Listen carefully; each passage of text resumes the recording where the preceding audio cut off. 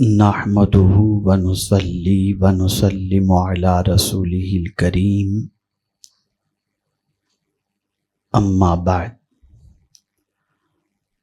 فاعوذ باللہ من الشیطان الرجیم بسم اللہ الرحمن الرحیم وَأَتِمُّ الْحَجَّ وَالْعُمْرَةَ لِلَّهِ صدق اللہ العظیم۔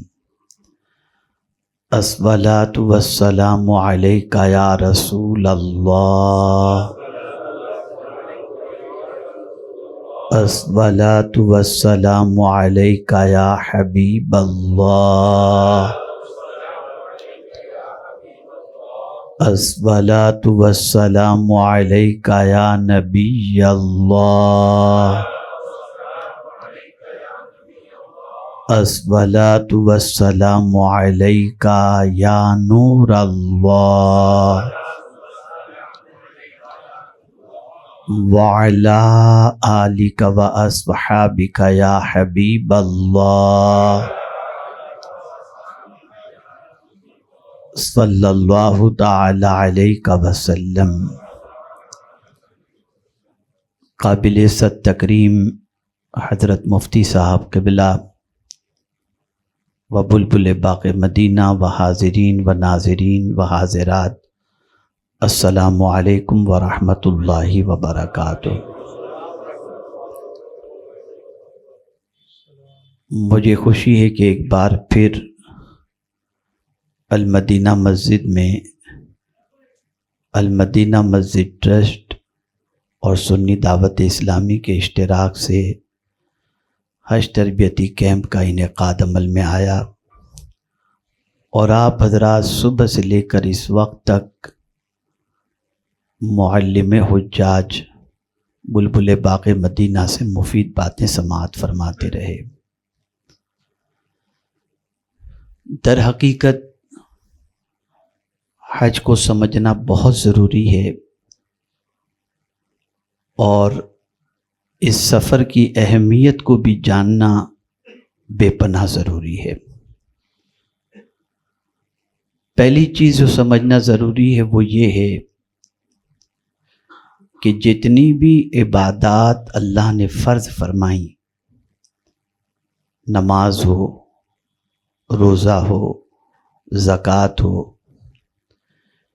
ان ساری عبادتوں کا معاملہ یہ ہے کہ آپ جہاں بھی چاہو یہ عبادت کر سکتے ہو۔ مثال کے طور پر نماز آپ نے پڑھنی ہے، آپ دنیا میں کہیں بھی ہیں، جہاں ہوں وہاں آپ نماز پڑھ سکتے ہیں۔ پرٹیکولر نماز کے لیے آپ کو کسی شہر میں کسی مقام پر جانا ضروری نہیں ہے۔ ہاں، البتہ شہر کی مسجدوں میں جا کر نماز پڑھنا یہ بہتر بھی ہے اور اس کا حکم بھی موجود ہے، لیکن ہر شہر میں مسجدیں ملیں گی، اور جہاں مسجدیں دور ہوں وہاں پر آدمی چاہے اپنے گھر میں، اپنے دفتر میں، کہیں بھی وہ چاہے نماز کا وقت ہو وہ نماز ادا کر سکتا ہے۔ اسی طریقے سے روزے کا معاملہ ہے، آپ دنیا میں کہیں بھی ہوں، ماہ رمضان المبارک آ گیا، آپ وہاں پر روزے رکھ سکتے ہیں۔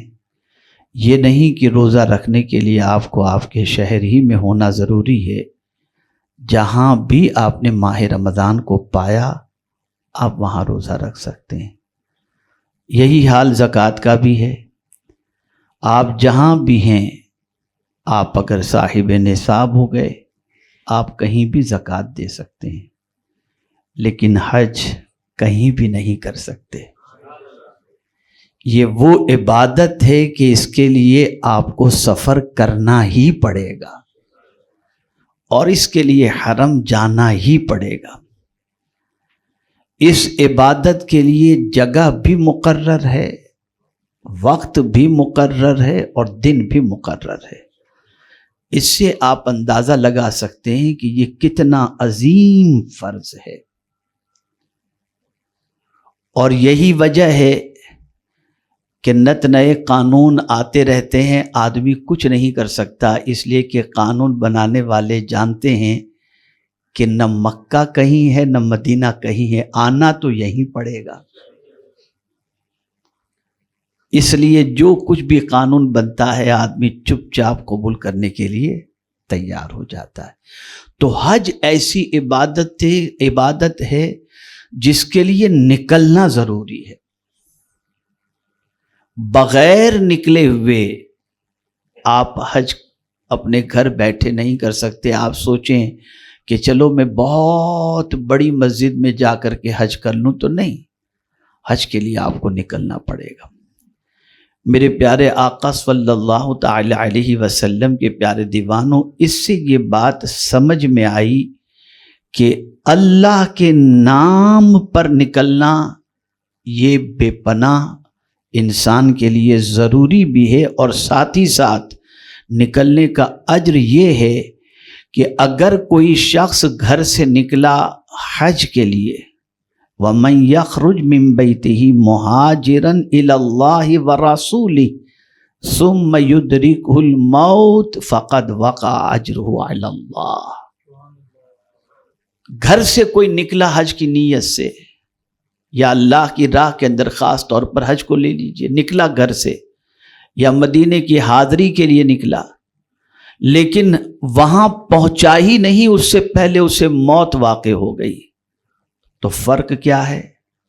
پہنچ جاتا وہاں پر، دیکھیں نکلنے کا فائدہ بتا رہا ہوں، وہاں پہنچ جاتا، حج کر لیتا، ایک ثواب ملتا، حج کا ثواب، لیکن نہیں پہنچا، لیکن نکل گیا ہے، پہنچا نہیں ہے، وہاں پر پہنچا نہیں ہے، لیکن نکل گیا اللہ کے نام پر، اللہ کے گھر کے لیے نکل گیا اور موت واقع ہو گئی۔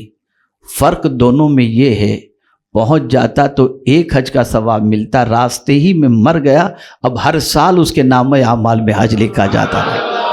یہ نکلنے کا فائدہ، یہ نکلنے کا فائدہ۔ اور اسی طریقے سے مفتی صاحب قبلہ یہاں تشریف فرما ہیں، قاری صاحب ہیں، دنیا میں علماء شاید کہ سن رہے ہوں، آپ دیکھیں مفتی صاحب امامت کرتے ہیں، محلے ہی کے اندر ایک بندہ ایسا ہے جس کا ریکارڈ کوئی خاص اچھا نہیں، مثال کے طور پر کوئی خاص اچھا نہیں، سلام کلام بس کبھی مسجد میں جمعہ میں آ گیا، لیکن ریکارڈ اچھا نہیں ہے، کیا کبھی مفتی صاحب اس سے کہیں گے کہ میرے لیے دعا کرو؟ بھئی جواب دیجئے نا آپ، میں سمجھوں کہ میری بات آپ سمجھ رہے ہیں، کہیں گے مفتی صاحب؟ لیکن اچانک ایک رات عشاء میں مفتی صاحب سے ملنے کے لیے آیا، حضرت میں کل حج کے لیے جا رہا ہوں۔ اب مفتی صاحب کی سوچ بدل گئی، دیکھو وہاں میرا سلام پیش کرنا، میرے لیے دعا کرنا، یا اللہ جس بندے کو کبھی چائے کا نہیں بولتے تھے اسے دعا کا بول رہے ہیں، تو جواب ملے گا ذرا دیکھو تو صحیح نکل کہاں کے لیے رہا ہے۔ یہ ہے قدرت کا نظام، خالی نکلنا مت دیکھو، کہاں نکل رہے ہو، کس طرف نکل رہے ہو، یہ بھی دیکھو۔ ہمارا حال یہ ہے کہ اٹھائے بستر، اور کیا فرمائش، کیا کیا لانا ہے جلدی بتا دو، بہت لیٹ ہو رہا ہوں، فلائٹ مس ہو جائے گی، ایئرپورٹ پہ پہنچنا ہے، کھانا ناشتہ سے، یہ ہماری سوچ ہے۔ اور یہی وجہ ہے کہ حج کر کے آنے کے بعد بھی ہماری زندگی میں کوئی فرق نہیں پڑتا، ہزار جتنے بھی ہم حج کر لیں، لیکن زندگی میں کوئی تبدیلی نظر نہیں آتی۔ کل محلے میں ایک حاجی ہوتا تھا، پورا محلہ اس کی بات مانتا تھا، یہ دور تھا۔ اگر اختلاف ہوتا تھا کہتے تھے حاجی صاحب جو کہہ دیں فائنل، اور اب میں کچھ نہیں کہتا، مجھ سے زیادہ آپ سب بہتر جانتے ہیں، مجھ سے زیادہ بہتر، اس لیے کہ جب سے یہ ساری چیزیں فارمولیٹی کے طور پر ہونی شروع ہوئی، تب سے ہمارا حال برا ہو گیا۔ ابھی کل رات ہی میں نے آرٹیفیشل انٹیلیجنس پر گفتگو کی ہے ہفتہ واری اجتماع میں، مجھے امریکہ میں بچوں نے پوچھا تھا، نوجوانوں نے، کہ حضرت یہ آرٹیفیشل انٹیلیجنس، تو میں نے مسکرا کر ان سے صرف اتنا کہا تھا، میں نے کہا بیٹی آپ انٹیلیجنس کو صرف آرٹیفیشل کہہ رہے ہو، مجھے بتاؤ دنیا میں کوئی چیز بھی اوریجنل رہ گئی ہے؟ جنازے میں شرکت بھی آرٹیفیشل ہو گئی ہے، بیمار کو دیکھنے جانا بھی آرٹیفیشل ہو گیا، شادی میں تک شریک ہونا بھی آرٹیفیشل ہو گیا، نہیں جائیں گے تو کیا سوچے گا، منہ نہیں دکھائیں گے تو کیا سوچے گا، جنازے میں شریک نہیں ہوں گے تو کیا ہوگا. بس یہی سب، اوریجنل ہے ہی نہیں کوئی چیز. اگر کوئی چیز اوریجنل ہے تو صرف موت اب اوریجنل رہ گئی، باقی سب آرٹیفیشل ہو گیا. اللہ ماشاء اللہ. تو کہنے کا مقصد یہ ہے کہ اس کو اوریجنل بناؤ. اسی کو قرآن نے واضح لفظوں میں فرمایا وَأَتِمُّ الْحَجَّ وَالْعُمْرَةَ لِلَّهِ. پہلی چیز اپنی نیت کو تم درست کرو کہ حج اللہ کے لیے کر رہے ہیں، عمرہ اللہ کے لیے کر رہے ہیں. اللہ کے لیے کرنے سے مراد کیا ہے؟ بس ایک ہی نیت، مولا یہ سب کچھ اس لیے کر رہے ہیں کہ تو راضی ہو جا، بس سوائے اس کے اور کوئی مقصد نہ ہو. اس کی خوشی حاصل کرنا، اس کی رضا حاصل کرنا. تو میرے پیارے آقا صلی اللہ علیہ وسلم کے پیارے دیوانوں، جتنی بھی عبادت ہم کرنا چاہیں وہ کہیں بھی کر سکتے ہیں، لیکن حج کے لیے نکلنا ضروری ہوگا، بالکل نکلنا ہوگا. کچھ لوگوں کو چھوڑنا ہوگا، آرام چھوڑنا ہوگا. پھر آپ دیکھیں نا، کسی عبادت کی تیاری کے لیے اتنا ٹائم نہیں دیا جاتا جتنا ٹائم حج کے لیے. نماز وقت فجر، اس کے بعد سے لے کر آپ ظہر کے وقت تک آنے کو آپ کو ظہر کی تیاری، ظہر سے پھر عصر کی، اتنا چھوٹا سا وقت. رمضان المبارک جب آپ نے پا لیا، آپ کو تیاری شروع کرنی ہے، سحری کی افطاری کی تیاری کرنی ہے. زکوٰۃ، سال گزر گیا، آپ صاحب نصاب ہو گئے، آپ کو زکوٰۃ دینا ہے. لیکن حج کی تیاری کے لیے 2.5 مہینے رکھے گئے. شاید آپ کو نہ معلوم ہو، عمومی طور پر ماہ رمضان المبارک میں لوگ مفتیان کرام سے اور ہم جیسے گرے پڑوں سے سوالات کرتے ہیں، شوال کا چاند اگر مکے میں دیکھ لیا تو کیا حج فرض ہو جائے گا؟ یہ سوال عمومی طور پر آتا ہے. اور اب تو پتہ نہیں کیا ویژن ہے، اور اس ویژن کے سلسلے میں اب شوال کے اندر بھی عمرہ کے ویزا جاری رہتے ہیں، اور ٹور والے تو دبا کے لے کے جاتے ہیں ان لوگوں کو جن کو کوئی کچھ مطلب مسئلے کی پڑی ہی نہیں ہے، بس لے کر کے جاؤ، پہنچا دو. اب ان پر حج فرض ہوا. تو آپ کو ایک چیز بتا دوں، جس نے بھی حج نہیں کیا اور وہ صاحب نصاب بھی نہیں ہے، صاحب استطاعت بھی نہیں ہے، صاحب استطاعت نہیں ہے، اور اس نے حج نہیں کیا ہے، لیکن اس نے اگر شوال کا چاند مکہ مکرمہ میں دیکھ لیا تو اب استطاعت کا معاملہ نہیں، وہاں چاند دیکھنے کی وجہ سے اس پر حج فرض ہو گیا. تاخیر کرنے پر اس کے اوپر جو ہے وہ گناہ لازم آئے گا. ہاں، مدینہ منورہ سے آپ جدہ آ کر فلائٹ پکڑنے والے ہیں، جدہ سے آپ کی فلائٹ ہے، مثال کے طور پر 2 شوال کو آپ کی فلائٹ جدہ سے ہے، آپ مدینہ منورہ میں تھے. اب مدینہ منورہ سے آپ اگر جدہ چلے جاتے میقات کراس کر کے تو آپ پر حج فرض نہیں ہوگا. مکے میں آ گئے تو حج فرض ہوگا. اب آپ دیکھیے کیوں؟ اس لیے کہ یہ حج کا مہینہ آپ نے پا لیا. شوال، ذی قعدہ اور ذی الحج کے 10 دن، 12 دن، 13 دن جو بھی، وہ سمجھ لیجیے یہ حج کے ایام ہیں. قرآن کہتا ہے الحج اشہر معلومات فمن فرض فیہن الحج. تو چونکہ حج کا مہینہ، اب آپ دیکھیں کسی عبادت کی تیاری کے لیے اتنا ٹائم نہیں دیا گیا جتنا ٹائم حج کی تیاری کے لیے. اس لیے توجہ چاہوں گا جملے پر، اس لیے کہ نماز دن میں 5 مرتبہ فرض ہے، زکوٰۃ صاحب نصاب ہیں تو سال میں 1 مرتبہ، روزے ماہ رمضان میں سال میں 1 مہینے کے لیے، لیکن حج زندگی میں 1 مرتبہ فرض ہے. تو اس 1 مرتبہ کے فرض کی ادائیگی کے لیے پوری زندگی آپ کو تیاری کرنی چاہیے، اور اسی لیے اللہ تعالیٰ اتنے مہینے کا ٹائم دیتا ہے. اب یہ ٹائم دینے کے کئی مقاصد ہیں. ان مقاصد میں ایک مقصد یہ ہے کہ قرض بھی آپ لوگوں کا ادا کر دیں، اس ٹائم دینے کا ایک مقصد یہ بھی ہے کہ لوگوں سے اپنی غلطیوں کو معاف کروا لیں۔ اس ٹائم دینے کا مقصد ایک یہ بھی ہے کہ لوگوں کے درمیان آپس میں صلح، اگر کسی سے جھگڑا ہے تو وہ ختم کر دیں، اس لیے کہ یہ سفر در حقیقت سفر آخرت کی تیاری ہے، اور یہ سفر آخرت کی یاد دلاتا ہے۔ میرے پیارے آقا صلی اللہ تعالی علیہ وسلم کے پیارے دیوانوں، ایک نکتہ عرض کروں گا تو آپ کو بڑی مسرت ہوگی۔ نماز کسی بھی لباس میں پڑھ سکتے ہو، روزہ کسی بھی لباس میں رکھ سکتے ہو، زکوٰۃ کسی بھی لباس میں دے سکتے ہو، حج کسی بھی لباس میں نہیں کر سکتے۔ حج کے لیے آپ کو اپنا لباس اتار کر 2 چادر ہی پہننی پڑے گی، چاہے آپ بادشاہ وقت ہی کیوں نہ ہو۔ پتہ چلا اس کے لیے لباس بھی مخصوص، پھر جگہ بھی مخصوص، وقت بھی مخصوص۔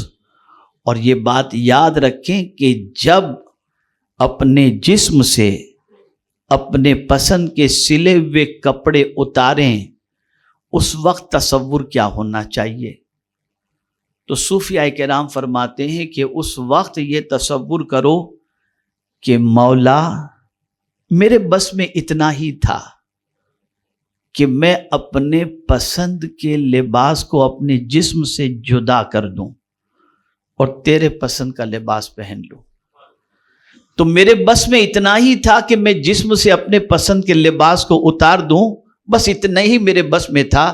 تیرے اختیار میں سب کچھ ہے، تو گناہوں کا لباس میرے جسم سے اتار دے۔ تو بس مولا کو پیار آ جاتا ہے، بندے تو نے تیرے بس میں تھا اتنا تو نے کر لیا، اب میرے قبضے قدرت میں ہے، میں تجھے معاف کر دیتا ہوں۔ اسی لیے حاجی کی دعا اللہ قبول فرماتا ہے، اسے پاک کر دیا جاتا ہے۔ اس جیسی مؤثر عبادت آپ کو کوئی دوسری نہیں ملے گی، بہت پاورفل عبادت۔ شرط یہ ہے کہ اس میں 3 چیزوں سے خاص طور پر بچا جائے، فلا رفث ولا فسوق ولا جدال فی الحج۔ یہ 3 چیزیں اس میں بہت اہم ہیں، جس کا صراحت کے ساتھ اللہ عز و جل نے قرآن مقدس میں ذکر فرمایا۔ یعنی میاں بیوی کے درمیان جو خاص باتیں ہوتی ہیں وہ باتیں آپس میں نہ کی جائیں، گناہ نہ کیا جائے اور جھگڑا نہ کیا جائے۔ یہ 3 چیزوں کو حج کے دنوں کے اندر خاص اس سے پرہیز کیا جائے۔ اگر کسی نے ان چیزوں کا خیال رکھا اور اپنے وجود کو ان چیزوں سے بچائے رکھا اور اس نے حج ادا کیا، تو رسول گرامی وقار صلی اللہ علیہ وسلم فرماتے ہیں کہ حج مبرور کا فائدہ اور ثواب یہ ہے کہ اللہ تعالی حج مبرور کی سعادت حاصل کرنے والے کو گناہوں سے اس طرح سے پاک کر دیتا ہے جیسے آج ہی اپنی ماں کے پیٹ سے پیدا ہوا۔ میں تو اس مثال کو دیکھتا ہوں تو میرے رونگٹے کھڑے ہو جاتے ہیں کہ ایک پیدا ہونے والا بچہ جس کے جسم پر گناہ کا ایک دھبا بھی نہیں رہتا، اگر حج اللہ قبول کر لے تو اللہ اس کے گناہوں کو اس طریقے سے اتار دیتا ہے اس کی زندگی سے۔ کتنی عظیم مثال ہے۔ اور پھر یہاں یہ بھی بتا دوں کہ اگر کوئی حاجی عرفات کے میدان میں پہنچ کر کے بھی شک کے اندر گرفتار ہو جائے کہ میرے گناہ معاف ہوں گے کہ نہیں ہوں گے، یہ اس دن کا سب سے بڑا گناہ ہے۔ کانفیڈنس رکھو کہ میرا مولا آج ضرور مجھے معاف فرمائے گا، یقیناً مجھے معاف فرمائے گا۔ اور میرے پیارے آقا صلی اللہ علیہ وسلم کے پیارے دیوانوں، حج مبرور کا صلہ، اس کا بدلہ اللہ کے رسول صلی اللہ علیہ وسلم کیا فرماتے ہیں؟ اس کا صلہ ڈائریکٹ جنت ہی جنت۔ اگر کسی کا حج اللہ نے قبول فرما لیا، اللہ کرے سارے حاجیوں کا حج اللہ قبول فرما لے، تو اس کا بدلہ صرف جنت ہی جنت ہے، اس کا صلہ جنت ہی جنت۔ اسے معمولی سفر نہ سمجھو، کھیل کود کا سفر نہ سمجھو، کیا آئٹم ٹور والا تو کھلائے گا یہ سفر نہ سمجھو۔ کہاں رکھے گا، بہت زیادہ لیوش کے انداز میں نہ سمجھو، میں بڑی معذرت کے ساتھ عرض کرتا ہوں، حرم شریف کے قریب رہنے والے جتنا حرم میں نہیں جاتے اتنا حرم سے دور رہنے والے حرم کے اندر جاتے ہیں. یہ میرا اپنا آبزرویشن ہے. قریب رہنے والے تو 10 منٹ کے اندر پیشاب بھائی ہوٹل میں گئے، پھر نیچے آئس کریم کھا رہے ہیں، کھانا کھا رہے ہیں، مذاق مستی. وہ مذاق مستی کی جگہ ہے ہی نہیں، وہ ٹائم پاس کرنے کی جگہ ہے ہی نہیں. سب تم کو مل جائے گا کہیں بھی، وہ در پاک کہیں نہیں ملے گا، کہیں نہیں ملے گا. گئے ہو اسی سے اپنا اللہ لگائے رکھو اور وہیں پر اپنے اوقات کو خرچ کرنے کی کوشش کریں. یہ مختصر حج کے مطلب جو ہے یہ مؤثر، کتنی مؤثر عبادت ہے، اس کے سلسلے میں میں نے آپ کے سامنے کچھ باتیں پیش کی. اب تاریخی مشاہدات. آئیے سب سے پہلے مکہ کو سمجھتے ہیں. یہ جو شہر ہے اس کو مکہ کیوں کہا جاتا ہے؟ تو اس کو سمجھیں، مکہ کے معنی ہوتا ہے دھکیلنے کے، پش کرنے کے. ممکن ہے شاید قاری صاحب بتائے ہوں، پش کرنے کے. اور ایک معنی ہوتا ہے جذب کرنے کے، وہاں جانے والے کے گناہ جذب کر لیے جاتے ہیں، کھینچ لیے جاتے ہیں. میرے پیارے آقا صلی اللہ علیہ وسلم کے پیارے دیوانوں، سب سے پہلا گھر، اب میں تو حیرت میں پڑ جاتا ہوں ان لوگوں پر جو صحافی ہیں. مفتی صاحب کی خاص توجہ چاہوں گا. جو صحافی ہیں وہ صحافی اخبار کے اندر بیت المقدس کے لیے جب لکھتے ہیں تو لکھتے ہیں قبلہ اول. وہ قبلہ اول ہے ہی کہاں؟ اول رو سے قبلہ جو ہے وہ تو مکہ مکرمہ میں جو خانہ کعبہ ہے وہی رہا، بلکہ بیت المقدس سے بھی 40 سال پہلے اللہ عز و جل نے خانہ کعبہ کی تعمیر کے سلسلے میں حکم فرمایا. اب ہم سمجھتے ہیں جب جائیں وہاں جائیں تو تھوڑا سا دماغ حاضر رکھیں، اتنے طواف کر لوں گا، اتنا دوڑوں گا، یعنی پہلے ٹھنڈے دماغ سے اس کے اسرار و رموز کو سمجھیں کہ آئے کہاں ہو. یہ خیال نہیں ہوتا.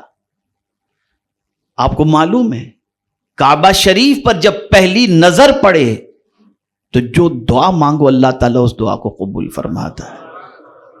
کہاں ہیں آپ؟ کس جگہ پر ہیں؟ اس جگہ کی عظمت کو تھوڑا سا سمجھو.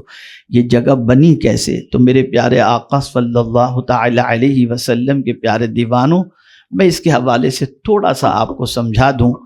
کبھی کبھی تو بہت سارے لوگ سمجھتے ہیں کہ اب آدھے گھنٹے کی تقریر اس میں کیا فرق پڑتا ہے. بھائی آدھے گھنٹے کی تقریر نہیں تو کئی دنوں کی تیاری کے بعد جو ہے نا کچھ آدھے پونے گھنٹے کی تقریر ہوتی ہے، ایسے ہی نہیں ہوتی. خیر، میرے پیارے آقا صلی اللہ تعالی علیہ وسلم کے پیارے دیوانوں، جتنی بھی زمین پوری دنیا میں پھیلی ہوئی ہے، تو زمین کا اسٹارٹ اللہ نے کہاں سے کیا، کہ کہاں سے زمین شروع کی گئی؟ تو سب سے پہلے جہاں آج خانہ کعبہ موجود ہے، اللہ نے اس جگہ کو پہلے زمین کی حیثیت سے تخلیق فرمائی، اور وہیں سے یہ زمین پھیلی ہے. اور دنیا میں زمین چوتھائی ہے اور 3 حصہ پانی موجود ہے.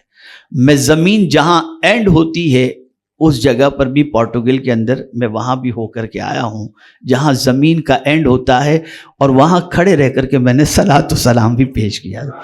خیر، تو میرے پیارے آقا صلی اللہ علیہ وسلم کے پیارے دیوانوں، اب تھوڑا سا سمجھیں تاکہ جب کعبے پر نظر پڑے نا تو یہ ماضی، یہ تاریخ، یہ ہسٹری، اسی لیے میں نے آج کے موضوع میں تاریخی مشاہدہ یہ بھی رکھا ہے تاکہ آپ ہسٹری کی طرف چلے جائیں.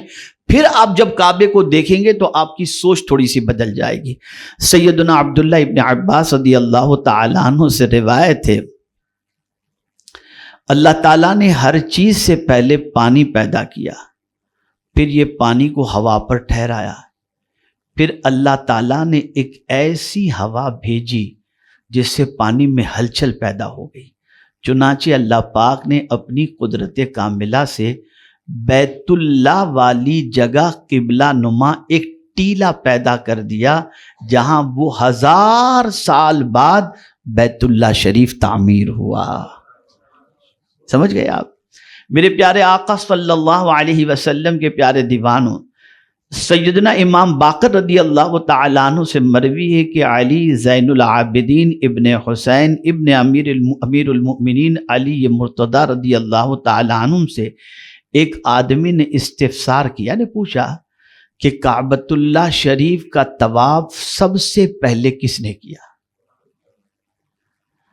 تو آپ نے فرمایا کہ جب اللہ عز و جل نے فرمایا وَإِذْ قَالَ رَبُّكَ لِلْمَلَائِكَةِ إِنِّي جَاعِلٌ فِي الْأَرْضِ خلیفہ، اور یاد کرو جب تمہارے رب نے فرشتوں سے فرمایا میں زمین میں اپنا نائب بنانے والا ہوں، تو فرشتوں نے اس وقت فوراً عرض کیا تھا نَحْنُ نُسَبِّحُ بِحَمْدِكَ وَنُقَدِّسُ لَكَ، کہ مولا تو زمین پر کن کو خلیفہ بنانے والا ہے؟ جو خوریزی کریں گے، جھگڑا فساد کریں گے۔ اس لیے کہ انہوں نے دیکھ لیا تھا فرشتوں نے کہ انسان سے پہلے جن کی تخلیق ہوئی، اسی لیے قرآن میں آپ جہاں جہاں بھی دیکھیں گے تو جن کا ذکر پہلے آئے گا، انسان کا ذکر بعد میں آئے گا، جیسے وَمَا خَلَقْتُ الْجِنَّ وَالْإِنسَ إِلَّا لِيَعْبُدُونِ۔ اسی طریقے سے آپ دیکھیں گے قُلْ أَعُوذُ بِرَبِّ النَّاسِ مَلِكِ النَّاسِ إِلَٰهِ النَّاسِ مِن شَرِّ الْوَسْوَاسِ الْخَنَّاسِ الَّذِي يُوَسْوِسُ فِي صُدُورِ النَّاسِ من الجنت والناس۔ تو جہاں جہاں بھی آپ دیکھیں گے تو انسان سے پہلے جن کا ذکر آپ کو زیادہ تر قرآن میں ملے گا۔ تو جن کی تخلیق پہلے ہوئی تو بڑے خوریز، آج بھی جنوں کا معاملہ بڑے شریر ہوتے ہیں، اور آپ یہ نہ سمجھنا کہ یہاں نہیں ہوں گے، وہ نظر نہیں آتے، ہوتے ہیں۔ تو شریر جن بھی ہوتے ہیں اور شریف جن بھی ہوتے ہیں، دونوں قسم کی کوالٹی اس میں پائی جاتی ہے۔ تو جنوں کو فرشتوں نے دیکھا تھا کہ خون ریزی کرتے ہیں، جھگڑا فساد کرتے ہیں، تو جب فرشتوں نے یہ دیکھا تو انہوں نے سوچا اسی ٹائپ کی کوئی کوالٹی دنیا کے اندر آ رہی ہے تو وہ بھی ایسا ہی کریں گے۔ تو اللہ نے فرمایا انی اعلم ما لا تعلمون، میں جو جانتا ہوں وہ تم نہیں جانتے۔ اور یہ اللہ کا دستور ہے کہ جب اللہ کوئی دعویٰ کرتا ہے تو دلیل بھی پیش کرتا ہے۔ جیسے ہی اس نے کہا انی اعلم ما لا تعلمون تو دلیل بھی پیش کر دی، وعلم آدم الاسماء کلھا، کہ میں جو تم کو کہتا ہوں نا کہ میں انسانوں کو خلیفہ بنا رہا ہوں، چلو تم کو چیلنج کرتا ہوں کہ جو میں جانتا ہوں تم نہیں جانتے، میں نے آدم کو ساری چیزوں کے نام سکھا دیا، اگر تم سچے ہو تو تم بھی نام بتا دو۔ تو فرشتوں نے فوراً کہا سبحانک لا علم لنا الا ما علمتنا۔ تو عرض کرنے کا منشا یہ ہے کہ فرشتوں نے یہ کہا۔ اب جب رب قدیر نے فرمایا انی اعلم ما لا تعلمون، یہاں بہت اہم نقطہ عرض کرنے جا رہا ہوں۔ فرشتے جو معصوم ہیں، جب ان کے سامنے اللہ نے یہ فرمایا کہ انی اعلم، میں جانتا ہوں، سب سے زیادہ میں جاننے والا ہوں، تم نہیں جانتے، بس اللہ کے علم کے بارے میں سن کر فرشتے لرز گئے، کانپ گئے، اور اس کانپنے کی وجہ سے عرش معلی کا طواف انہوں نے شروع کر دیا، عرش اعظم کا طواف انہوں نے شروع کر دیا۔ یہاں سے یہ بات سمجھ میں آئی کہ علماء کی شان بھی قرآن یہ بیان کرتا ہے انما یخشی اللہ من عبادہ العلماء، کہ بے شک اللہ سے ڈرنے والے بندے علماء ہی ہیں، اس لیے کہ علماء کے پاس وہ جو علم ہے اس علم کے اعتبار سے وہ جانتے ہیں کہ ہمارا جو علم ہے اللہ کا علم بے پناہ ہے، اور ان کے پاس علماء کے پاس یہ علم ہے کہ اللہ علیم بذات الصدور ہے، ہر چیز کو جاننے والا ہے، اس لیے وہ ڈرتے ہیں کہ ہم سے کوئی ایسی چیز نہ ہو جائے جس سے اللہ ناراض ہو جائے، اس لیے علماء جو ہوں گے وہ چھپ کر کے بھی گناہ کرنے سے ڈریں گے۔ تو فرشتوں نے سن لیا انی اعلم ما لا تعلمون، تو عرش معلی، عرش اعظم کا طواف انہوں نے شروع کر دیا۔ اللہ کو فرشتوں کی یہ ادا پسند آ گئی، تو پروردگار جل جلالہ نے میرے پیارے آقا صلی اللہ تعالی علیہ وسلم کے پیارے دیوانوں، فرشتوں کی یہ ادا اللہ عز و جل نے پسند فرمائی، اور پھر باری تعالیٰ نے فرشتوں سے کہا عرش کو چھوڑ کر اب نیچے آ جاؤ اور اس گھر کا طواف کرو۔ تو فرشتوں نے سب سے پہلے اللہ کے اس گھر کا طواف کیا۔ میرے پیارے آقا صلی اللہ تعالی علیہ وسلم کے پیارے دیوانوں، عرش کی نسبت اس کا طواف آسان ہے، یہی بیت المعمور ہے، یعنی جس میں 70,000 فرشتے ہر روز داخل ہوتے ہیں، جو بیت المعمور ہے، جسے ایک دفعہ داخلہ نصیب ہو گیا بیت المعمور کے اندر، پھر قیامت تک اس کی باری نہیں آئے گی۔ پھر اللہ تعالیٰ نے فرشتوں کو حکم دیا کہ زمین پر بیت المعمور کی طرح ایک گھر بناؤ۔ تو پہلی بنیاد جبریل امین علیہ الصلاۃ والتسلیم نے خانہ کعبہ کی جگہ پر مارا تھا، اور وہاں سے یہ تعمیری کام کا سلسلہ اور اس جگہ ابھری، اور اس کے بعد جو ہے حضرت آدم علیہ الصلاۃ والسلام نے اس کی تعمیر فرمائی۔ میرے پیارے آقا صلی اللہ علیہ وسلم کے پیارے دیوانوں، جب حضرت آدم علیہ الصلاۃ والتسلیم زمین پر آئے، اللہ عز و جل نے زمین پر بھیجا، تو حضرت آدم علیہ السلام پہلے جنت میں تھے، تو وہاں فرشتوں کی باتیں سنتے تھے، فرشتوں کی باتیں، نیک کی باتیں، بے گناہ لوگوں کی باتیں تو باتیں ہی ہوا کرتی ہیں نا، جھگڑے فساد کی تو کوئی بات نہیں ہوتی۔ تو آدمی نیک لوگوں کے اس کے اندر نیکوں کے ماحول میں رہا ہو اور نیکی کی باتیں سنو، اب زمین پہ آ کر حضرت آدم علیہ الصلاۃ والسلام کو تھوڑا سا ٹینشن ہوا اور وہ اداس رہنے لگے، تو اللہ تعالیٰ کی بارگاہ میں عرض کیا کہ مولا میں اس سے محروم ہو گیا ہوں، تو اللہ تعالیٰ نے فرمایا جاؤ وہاں پر۔ کس جگہ پر بھیجا؟ جہاں پروردگار جل جلالہ نے زمین کی بنیاد کے حوالے سے وہ ٹیلا بنوانے کا حکم دیا تھا فرشتوں سے، وہاں رب قدیر نے حضرت آدم علیہ السلام کو بھیجا اور فرمایا میرا گھر بناؤ،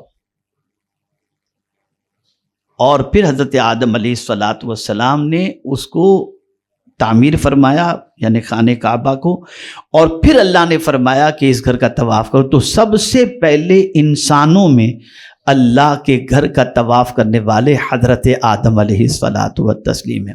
اب یہاں میں آپ کو سمجھاؤں، آپ سمجھتے ہیں یا ہم سمجھتے ہیں کہ ہم طواف کعبہ کر رہے ہیں، اور ہماری نگاہوں کے اندر وہ کہاں چیز ہے کہ ہم وہ سب دیکھ سکیں؟ حدیث مبارکہ میں ہے، آقا کریم صلی اللہ علیہ وسلم ارشاد فرماتے ہیں، جب کوئی شخص خانہ کعبہ کا طواف کرتا ہے اور تیسرا کلمہ پڑھتا ہے تو وہ رحمت کے سمندر میں چل رہا ہوتا ہے، رحمت کے سمندر کے اندر۔ اب آپ کو ہم کو رحمت کا سمندر وہاں نظر ہی کہاں آتا ہے؟ وہاں تو سیلفی، ہنسی، مذاق، یہ سب چیزیں ہو رہی ہیں۔ تو نے کتنے طواف کیے؟ ارے میں تو احرام پہن کے گھس جاتا ہوں، پر یہی سب چلتا رہتا ہے۔ باقی اللہ رحم و کرم فرمائے، اللہ ماشاء اللہ، میں نہیں کہتا سب کی پوزیشن ایسی، تھوڑی سی جان پیدا کرو۔ دھندا کرنے کے اندر تو ہم جان پیدا کرتے ہیں، جڑ تک پہنچنے کی کوشش کرتے ہیں، عبادت میں جڑ تک پہنچنے کی کوشش نہیں کرتے۔ کہاں مال بنتا ہے، اس کو کہاں پروڈکشن ہوتا ہے، کہاں رو مٹیریل ملتا ہے، کہاں فیکٹری بنائیں گے تو اتنا سستا پڑے گا، اس کی فکر تو ہے، اس کی فکر نہیں کہاں کرنے، بس گئے گھوما گام ہی چلے آئے، بس ختم۔ سوچو۔ تو میرے پیارے آقا صلی اللہ علیہ وسلم کے پیارے دیوانوں، پھر حضرت نوح علیہ الصلاۃ والسلام کو تعمیر کا حکم ہوا، پھر اس کے بعد پھر اس کی تعمیر کا نشان میں پھر پروردگار جل جلالہ نے حضرت ابراہیم علیہ الصلاۃ والسلام کو تعمیر کا حکم دیا۔ اور یہاں یہ بات یاد رکھیں ہمیشہ کے لیے، ابھی کل ہی ہم ایک مسجد کے افتتاح کے لیے گئے ہوئے تھے، تو جب بھی اللہ کا گھر مکمل ہو جائے، اس اللہ کے گھر کی تکمیل کے بعد اللہ کی بارگاہ میں جو سب سے اہم دعا کرنی چاہیے وہ یہ، ربنا تقبل منا انک انت السمیع العلیم، اے اللہ اس کو ہماری طرف سے قبول فرما لے۔ اور یہ بات یاد رکھیں، قبولیت ہی سب سے اہم چیز ہے۔ آپ دیکھ لیجئے ساری دعاؤں کو، آپ عمرہ کے لیے احرام پہنیں گے، نیت کریں گے تو کیا کریں گے؟ اللہم انی ارید العمرۃ فیسرہ لی، فیسرھا لی وتقبل، بولیے، آتا ہے نا وتقبل کا لفظ آتا ہے نا، یہ کیوں آتا ہے؟ اور آسانی کی دعا کیوں کی جاتی ہے؟ اللہ جس کے لیے آسان کر دے اسی کے لیے یہ چیز آسان ہوگی، اس لیے اس سے آسانی کی دعا کرو، قبولیت کی۔ سب سے اہم چیز ہے کہ اللہ تعالیٰ قبول فرما لے، یہ سب سے اہم چیز ہے۔ تو میرے پیارے آقا صلی اللہ تعالی علیہ وسلم کے پیارے دیوانوں، حضرت ابراہیم علیہ الصلاۃ والسلام اور حضرت اسماعیل علیہ الصلاۃ والسلام نے مل کر پھر خانہ کعبہ کی تعمیر فرمائی، اور قربان جائیے میرے پیارے آقا صلی اللہ تعالی علیہ وسلم کے پیارے دیوانوں، یہاں حضرت ابراہیم کی تعمیر کیسی تھی میں آپ کو تھوڑا سا سمجھا دوں۔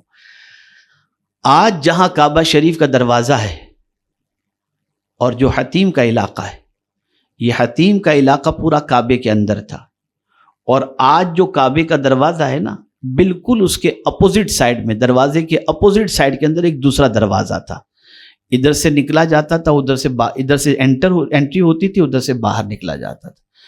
یہ قریش کی تعمیر کے بعد یہ جو ہے وہ دروازہ بھی بند ہوا، پیسے شارٹ پڑے، اتنی جگہ رہ گئی، تو یہ جگہ شاید میرے کریم کو اپنے غریب بندوں پر بے پناہ پیار آ گیا، اس لیے کہ مالدار تو کعبے کے اندر کسی طرح سے پہنچ سکتا ہے، اتنا حصہ کعبے کا کھلا رکھ دیا گیا کہ غریب بھی جا کر کعبے کے اندر نماز پڑھ سکتا ہے۔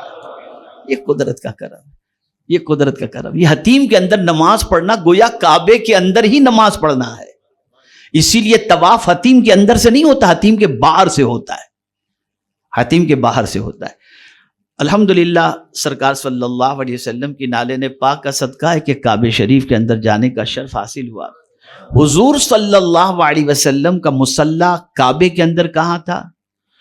تو جس دروازے سے آج آدمی انٹر ہوتا ہے، اور بالکل اس کے سامنے کی جو دیوار ہے، اس دیوار کے پاس حضور صلی اللہ علیہ وسلم کے مصلی کی جگہ موجود ہے، وہاں پر موجود ہے جہاں سرکار صلی اللہ علیہ وسلم نے نماز کعبے کے اندر ادا فرمائی تھی۔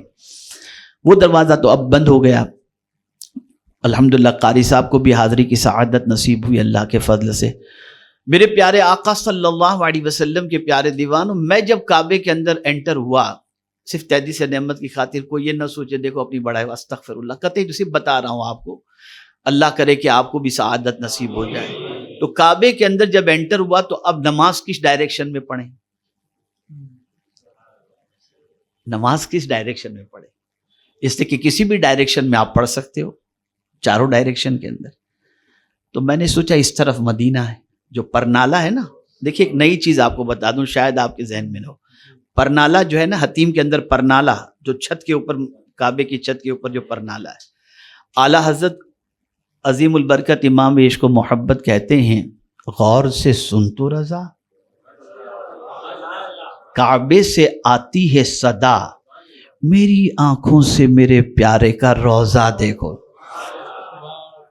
تو مدینہ جو ہے نا، یہ کس طرف ہے؟ پرنالہ جس طرف ہے نا، وہ پرنالے کا ڈائریکشن مدینے کی طرف ہے، پرنالے کا ڈائریکشن مدینہ شریف کی طرف ہے۔ آپ جیسے ہی استلام کر کے یا حجر اسود کا بوسہ لے کر کے آپ جیسے ہی جائیں گے تو حتیم اس کے بالکل اپوزٹ سائڈ کا جو ہے وہ مدینہ منورہ ہے۔ تو ایک عادت بنائیں کہ طواف کرتے وقت جب اس طرف آپ پہنچیں، میزاب رحمت جس طرف ہے، ڈائریکشن جس طرف، تو اس طرف مدینے کی طرف ہو کر کے الصلاۃ والسلام علیک یا رسول اللہ کر کے پھر طواف اپنا کنٹینیوز کریں، تو طواف بھی ہوگا، مدینے والے کو سلام بھی پہنچتا رہے گا انشاءاللہ۔ تو عرض یہ کر رہا تھا میرے پیارے آقا صلی اللہ تعالی علیہ وسلم کے پیارے دیوانوں کہ یہ جو ہے بہت عظیم، بہت بابرکت اور بہت مقدس مقام ہے۔ تو میرے پیارے آقا صلی اللہ تعالی، ہاں نماز کا ٹھیک ہے، دیکھیں اچھا قاری صاحب نے یاد۔ تو میں سوچا میں کس ڈائریکشن میں نماز پڑھوں، تو میرے ذہن میں خیال آیا کہ مدینہ اس طرف ہے تو مجھے اس طرف ہی نماز پڑھنا چاہیے۔ فوراً مجھے اعلیٰ حضرت کا شعر یاد آ گیا اور میں نے رخ پلٹ لیا۔ اعلیٰ حضرت عظیم البرکت امام عشق و محبت فرماتے ہیں، پیش نظر وہ نو بہار، سجدے کو ہے دل، سجدے کو دل ہے بے قرار، روکیے سر کو روکیے، ہاں یہی امتحان ہے۔ بس یہ خیال آیا کہ میں کہاں سجدے کی طرف، فوراً میں رخ پلٹ لیا، میں نے کہا نہیں یہ امتحان کا وقت ہے۔ اور پھر جب میں نے رخ کیا تو سامنے ہی مجھے وہ مصلی نظر آ گیا جہاں حضور نماز پڑھا کرتے تھے۔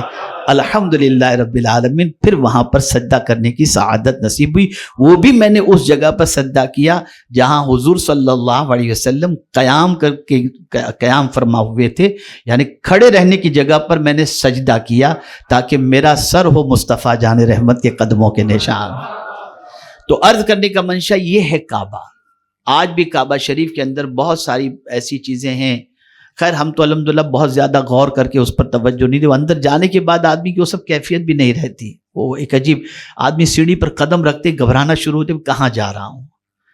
تو خیر، تو میرے پیارے آقا صلی اللہ علیہ وسلم کے پیارے دیوانوں، یہ اللہ کا گھر ہے۔ پھر آپ اتنا بھی سوچو وہاں جانے کے بعد تھوڑا سا ٹھنڈے دماغ سے کہ آج ہم کعبے کا طواف آرام سے کر رہے ہیں، بالکل ٹھنڈے ٹھنڈے جو ہے وہ ماربل کے اوپر کر رہے ہیں، آسانی کے ساتھ کر رہے ہیں، لیکن حضور صلی اللہ علیہ وسلم کو اسی کعبے کے سامنے سجدہ کرنے پر آپ کی پیٹھ پر اوجڑی رکھی جاتی، آپ کو نماز پڑھنے نہیں دیا جاتا۔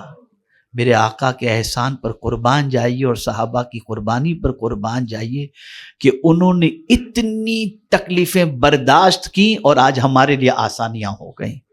اس احسان کو یاد کرو، اس قربانی کو یاد کرو۔ وقت اتنا نہیں کہ اور مزید تفصیلات کے ساتھ میں کعبہ شریف کے حوالے سے عرض کروں، چلیے تھوڑا سا اور آگے بڑھ جاتے ہیں تاکہ کچھ باتیں آپ سمجھ سکیں۔ اب میدان عرفات میں جلدی میں تھوڑا سا لیتا ہوں، سب سے اہم چیز میدان عرفات۔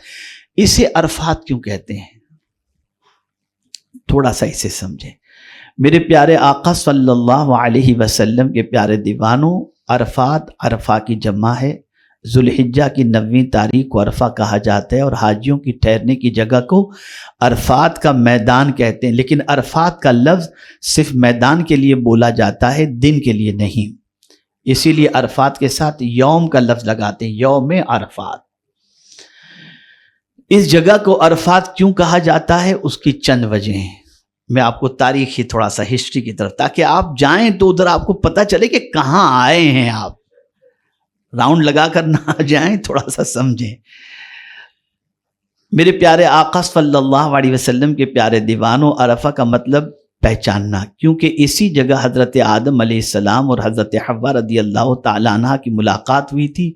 وہ دونوں 300 سال ایک دوسرے سے جدا رہے تھے، 300 سال۔ اللہ نے جب زمین پر دونوں کو بھیجا تو حضرت حوا کو کہیں، حضرت آدم کو کہیں، لیکن دونوں پھر ملے تو 300 سال کے بعد دونوں کی ملاقات، 300 سال کے بعد دونوں کی ملاقات جس جگہ پہ ہوئی وہ عرفات کا میدان ہے، اور دونوں نے ایک دوسرے کو دیکھ کر کے پہچان لیا، اسی لیے اس جگہ کا نام عرفات پڑ گیا۔ میں اس کو تھوڑا سا اور بتاؤں گا تو انشاءاللہ ایمان تازہ ہو جائے گا۔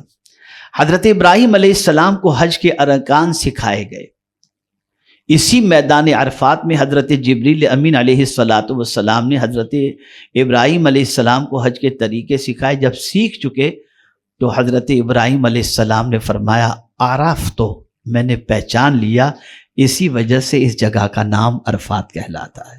یہ دوسری وجہ۔ تیسری وجہ، عرفہ کا ایک معنی تحفہ بھی ہوتا ہے، تو عرفہ کے دن اللہ تعالیٰ حاجیوں کو مغفرت یعنی بخشش کا تحفہ عطا فرماتا ہے، اس لیے بھی اسے عرفہ کہا جاتا ہے۔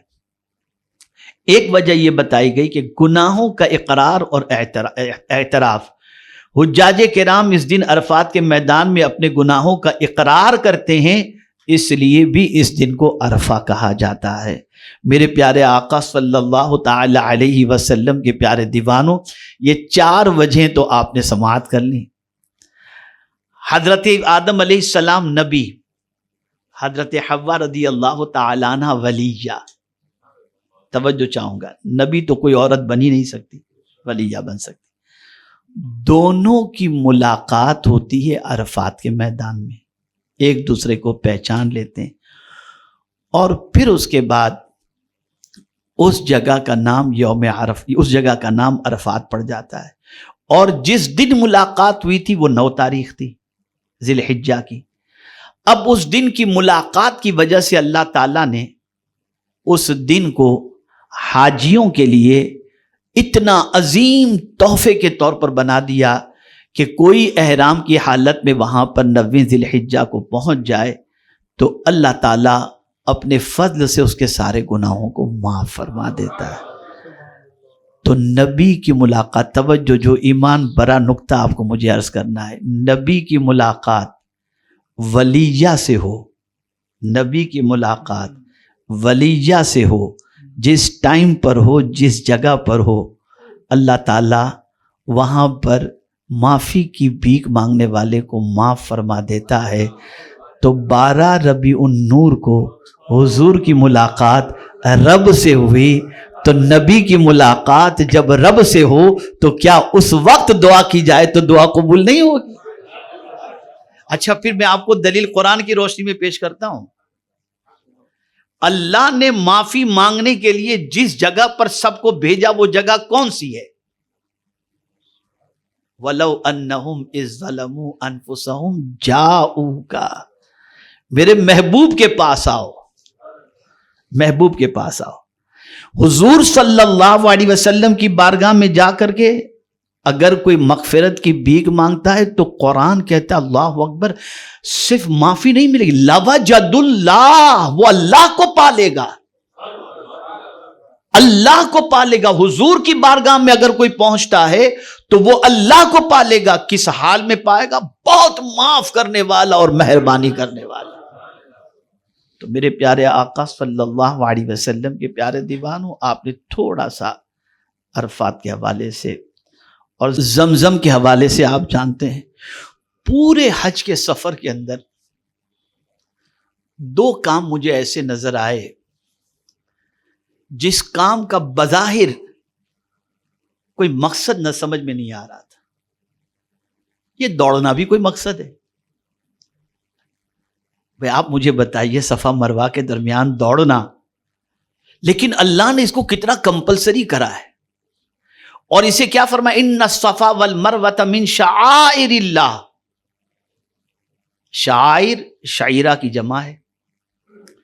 اس کا معنی یہ ہوتا ہے کہ اس کے پیچھے کوئی روحانی یا معنوی کوئی اس کی حقیقت پوشیدہ ہو۔ جتنی بھی نشانیاں ہوں گی اس کے اندر کوئی نہ کوئی معنی ہوگا۔ یہاں پر سب سے اہم چیز جو بتائی جا رہی ہے، یہ صفا مروہ نبی، ولی، قطب، ابدال، صحابی، جس کسی کو بھی حج کرنا ہے اور عمرہ کرنا ہے اس کے لیے صفا مروہ کی صحیح ضروری ہے۔ تو آخر یہ دوڑنے میں کیا ہے؟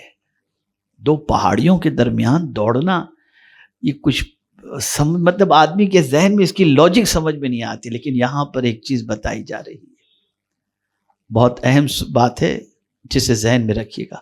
وہ اضطراب تھا، ایک ماں کی بے قراری تھی جو اپنے بیٹے کی پیاس کو بجھانے کے لیے پانی کے لیے دوڑ رہی تھی، وہ بے قراری۔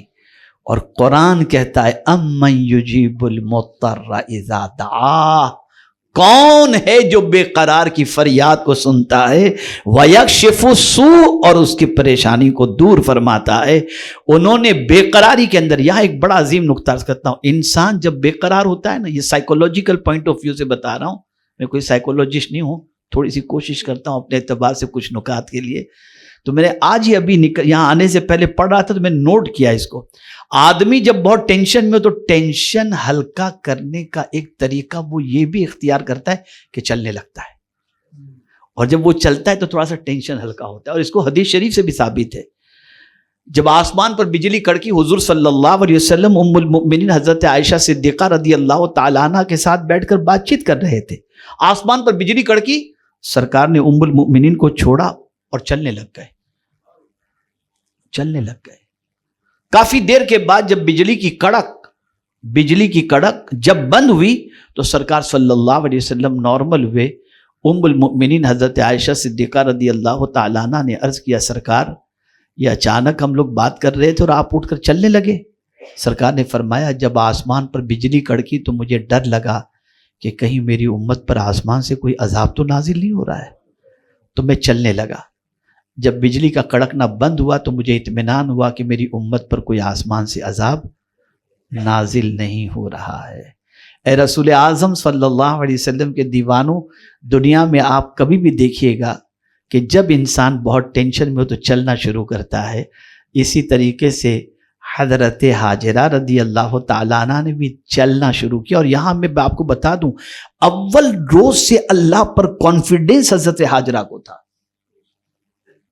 یہ بہت اہم نکتہ ہے، پہلے دن سے حضرت ہاجرہ کو اللہ عز و جل پر کانفیڈنس تھا، جب کچھ مکے میں نہیں تھا اور حضرت ابراہیم علیہ السلام دودھ پیتے بچے کو اور بیوی کو بے آب و گیا وادی میں چھوڑ کر جب جانے لگے، جہاں کچھ بھی، کوئی شہر نہیں، کوئی چیز نہیں، کوئی کھانے پینے کا سامان نہیں، کچھ بھی نہیں، کوئی چیز نہیں، ایک درخت کے نیچے چھوڑ دیا اور جانے لگے۔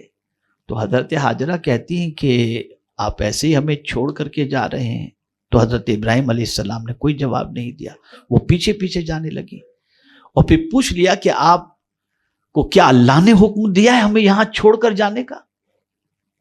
نبی کی بیوی تھی نا، تو سوال بھی پھر وہ جانتی تھی کہ نبی کوئی اپنی کام اپنی مرضی سے نہیں کرتے، تو پوچھ لیا کیا اللہ نے آپ کو حکم دیا ہمیں یہاں چھوڑ کر جانے کا؟ تو حضرت ابراہیم علیہ السلام نے فرمایا ہاں۔ کہا بس پھر ٹھیک ہے آپ جائیے، اس لیے کہ مجھے میرے رب سے امید ہے کہ وہ مجھے کبھی ضائع نہیں فرمائے گا۔ اللہ اکبر! یعنی انہوں نے حالات کو نہیں دیکھا، رب کی قدرت کو دیکھا۔ یہاں زندگی بھر کے لیے ایک نقطہ آپ کو عرض کر دوں، کبھی بھی کتنی بھی پریشانی آئے، اس پریشانی کی سچویشن کو مت دیکھنا، یہ دیکھنا کہ جس رب کا کلمہ پڑھتے ہو وہ بہت طاقت والا ہے، وہ بہت قوت والا ہے۔ اسی کو قرآن نے بھی مینشن کیا ہے کہ حضرت یعقوب علیہ السلام حضرت یوسف علیہ السلام کے لیے ڈرتے تھے کہ میرے بیٹے کو کہیں بھیڑیا کھا نہ جائے، فَأَكَلَهُ الذِّئْبُ، ڈر رہے تھے، اس لیے اپنے بیٹے کو بھیجنے کے لیے تھوڑا سا ہچکچا رہے تھے کہ بھیجوں گا تو کہیں بھیڑیے میرے بیٹے کو نہ کھا جائیں۔ تو رب نے فرمایا اے یعقوب، تجھے معلوم ہے کہ میں نے تیرے بیٹے کو تجھ سے جدا کیوں کیا؟ قاری صاحب بہت پتے کی بات، تمہیں معلوم ہے کہ تمہارے بیٹے کو میں نے کیسے تم سے جدا کیوں کیا؟ حضرت یعقوب علیہ السلام عرض کرتے مولا مجھے نہیں معلوم۔ کہا اس لیے میں نے جدا کیا کہ تمہاری نظر بھیڑیے پر پڑی، میری قدرت پر نہیں پڑی۔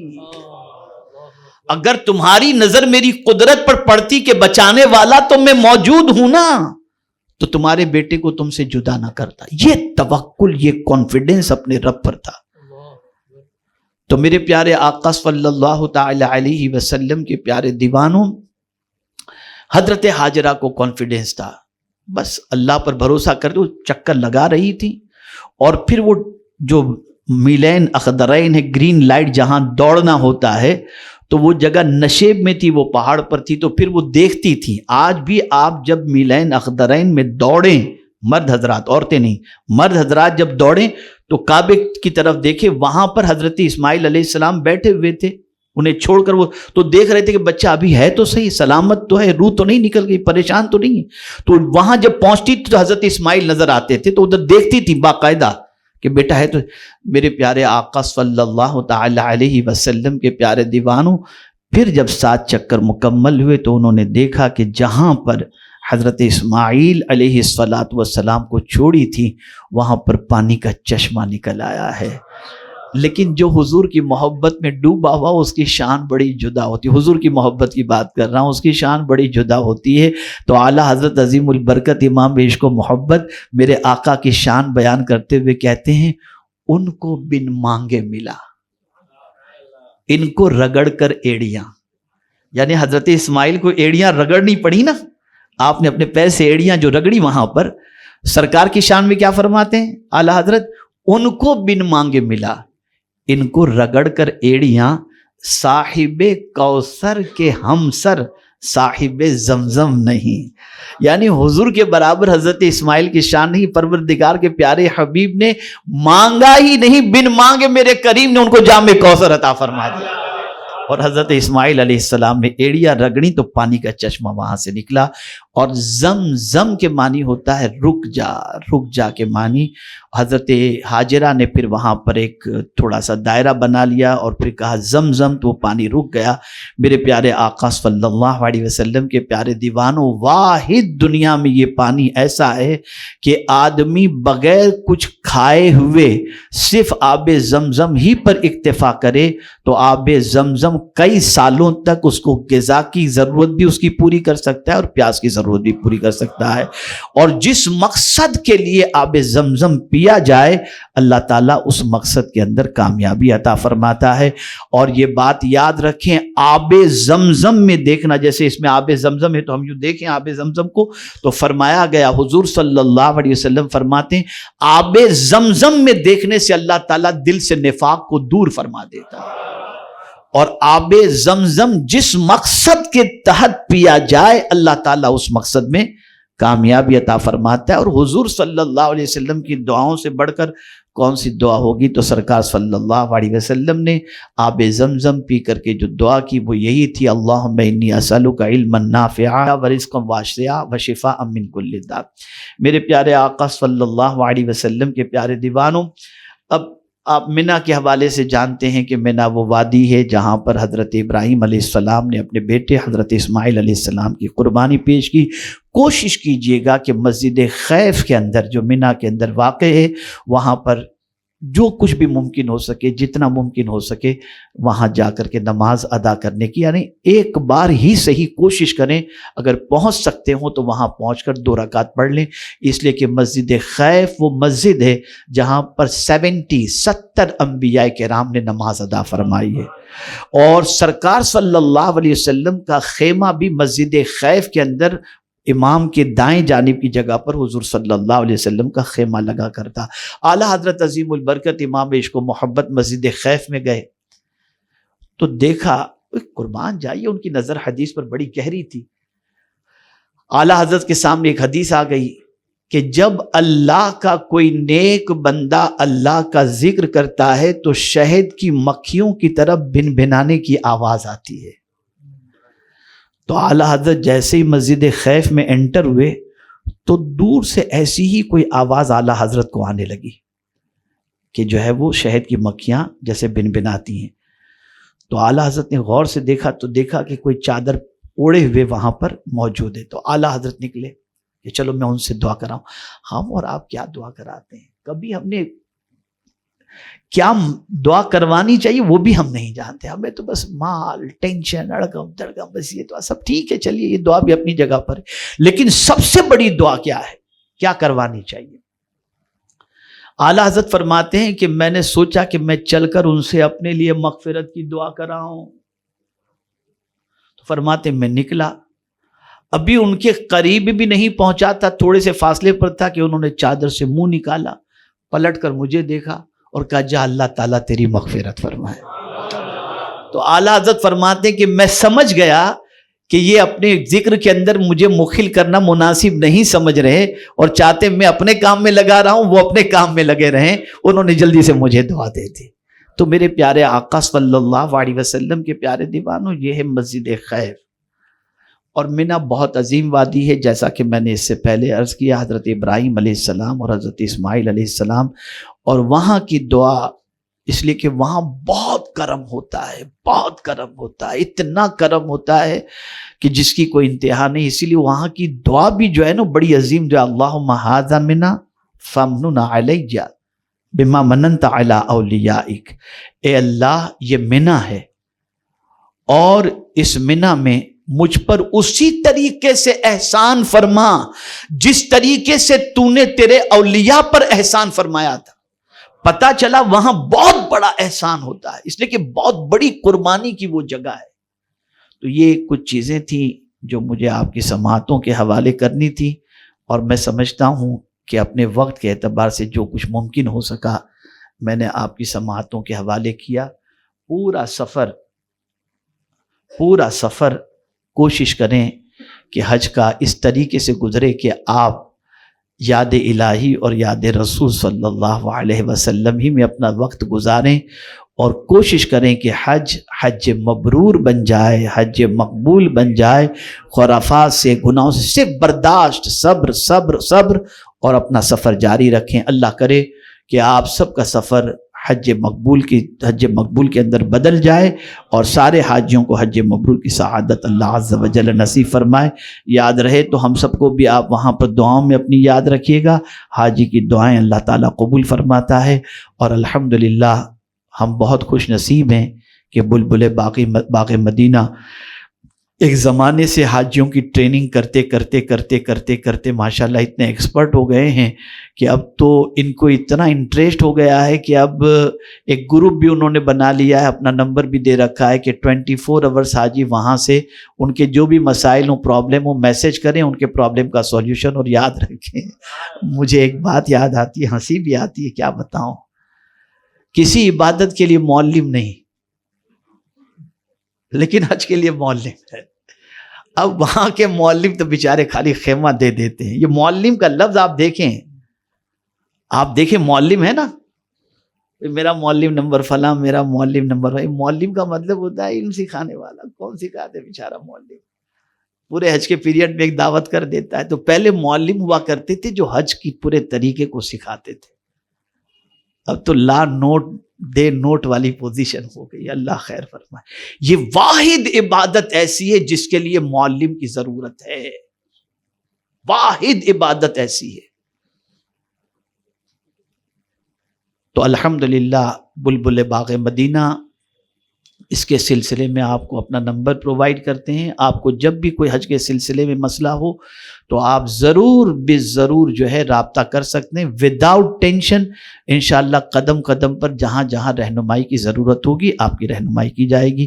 اللہ تعالیٰ رسول رحمت صلی اللہ علیہ وسلم کے صدقہ و طفیل ہم سب پر کرم کی نظر فرمائے، اور رب قدیر جل جلالہ حضور شیخ الہند پیر سید کمیل اشرف صاحب جیلانی علیہ رحمت و رضوان کے درجات کو بلند فرمائے، اور پروردگار جل جلالہ چیئرمین ٹرسٹی جناب حاجی محی الدین سونی، ٹرسٹی جناب حاجی سکندر غازیانی، جناب حاجی بابا سپاری والا، حاجی ایڈوکیٹ یوسف اقبال، حاجی محمد آصف میمن، اور دعائے مغفرت بانی مسجد مرحومہ آمنہ بائی صاحبہ، جن جن لوگوں کے لیے جو جو دعاؤں کی گزارش کی گئی، اللہ تعالیٰ اپنے حبیب صلی اللہ علیہ وسلم کے صدقہ و طفیل سب پر کرم کی نظر فرمائے. آپ سب سے گزارش ہے میرے پیارے آقا صلی اللہ علیہ وسلم کے پیارے دیوانوں، دین سیکھیں اور دین کا پیغام دوسروں تک پہنچانے کی کوشش کریں.